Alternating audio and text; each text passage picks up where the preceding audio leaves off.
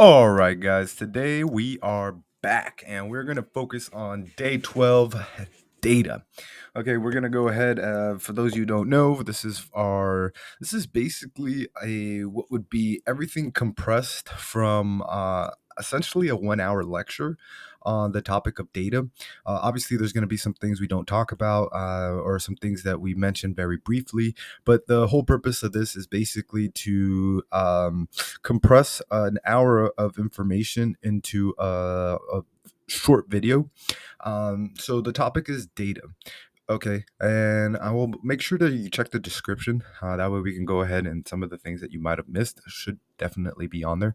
But data, we are on day 12 on our road to getting our CompTIA Security Plus and data. I think I said that enough of times.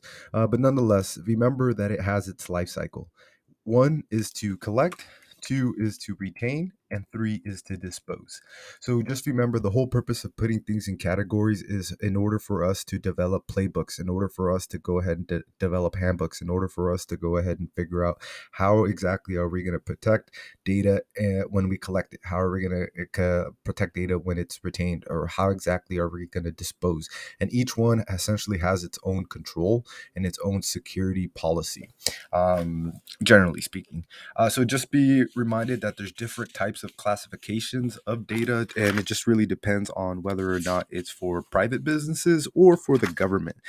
Generally speaking, you have those two entities, and that's essentially how the quote unquote the book describes it. Uh, with regards to a commercial business and then a government business. But just remember, be familiar with these words here: critical, confidential, private, sensitive, public. That's the terminology used within a business organization. When it comes to a government organization, they would use from the level of most important to least important the terminology of top secret, secret, confidential, sensitive, but unclassified, and unclassified. Okay, just realize that there is data ownership. When it comes to data ownership, there's basically six categories: data owner, data controller, data processor, data custodian, data steward, data privacy officer. And you just want to make sure that you touch upon those definitions. Somewhere, I took in a couple practice tests. One of them would be something along the lines of a senior executive role that has responsibility for maintaining the CIA triad of information. What would their role be? Data owner, data controller, data processor, or data custodian. So you just want to make sure that while there is a category within the category, you want to be familiar with those definitions, and just realize here that data states that there's technically three: rest, transit, and in use. Okay, so just realize that data can have three states in which it could be in. Rest, an example would be if the computer's turned off and the data is in the hard drive, it's not spinning, it's not even on.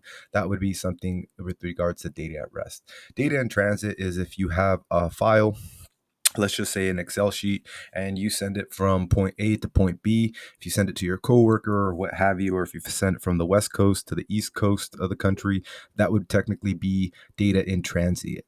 And then you have data in use. Data in use would actually go ahead and be what would when you're literally working on that file. So if you open the Excel sheet and you're updating the information, or you're deleting information, or you're adding new information, that would technically be data in use. And just realize when it comes to rest, transit, and use, that there's different encryption methods and protocols within that category. So for example, you're not going to use a full disk encryption when you're transmitting data. No, no, no. That would be something along the lines of, hey, I'm using IPsec or a VPN or a TLS or a SSL.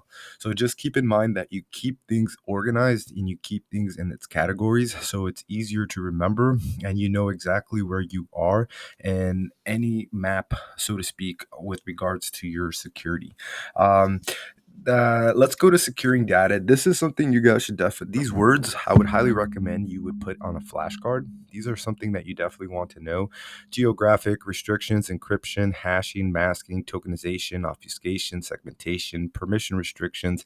That's something you would want to put on a flashcard, and you can go ahead and get familiar with those.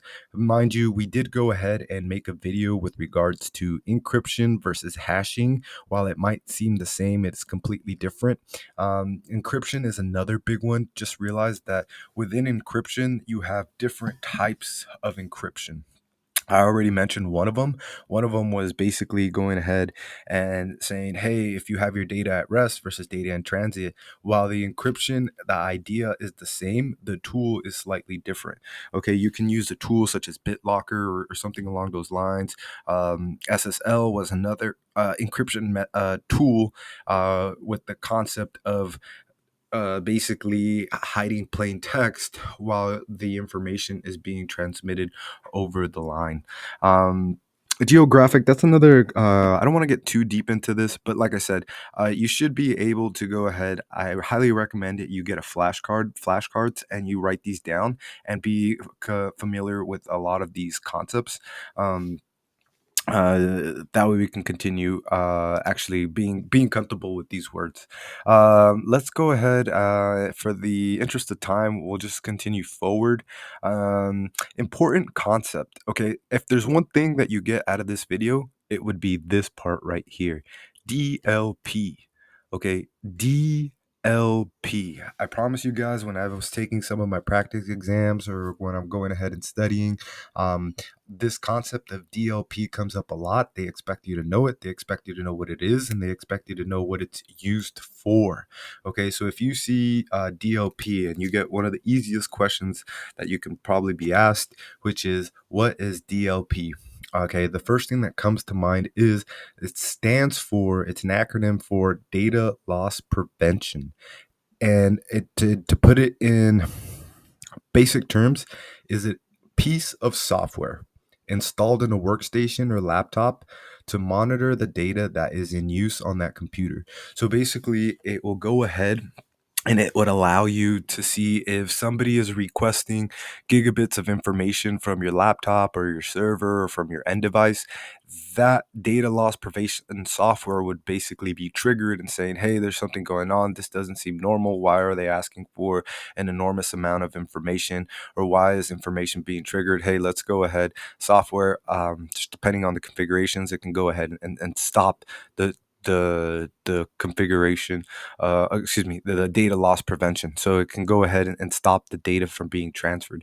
So DLP is a major concept, and realize that just because DLP is a concept.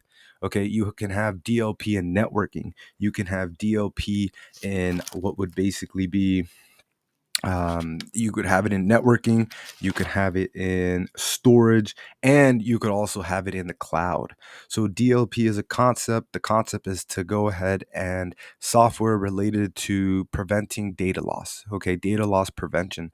And you can even have it in hardware as well, where it's something along the lines of, hey, we're going to discontinue, or we're going to go ahead and neutralize all USB drives. So if someone comes in with the USB thumb drive, they can't even use that USB drive.